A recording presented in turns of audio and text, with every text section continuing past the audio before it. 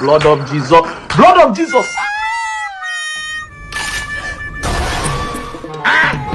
Obìnrin.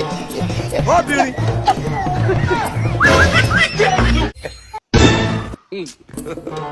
God have mercy on us.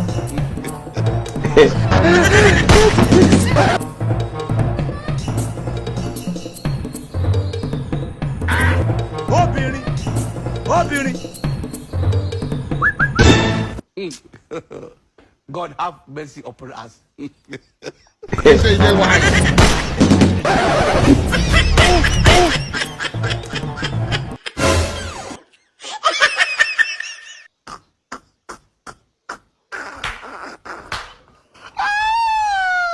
Like I could have killed a lot of people. Continue. No.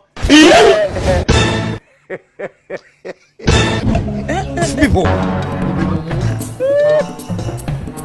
Continue.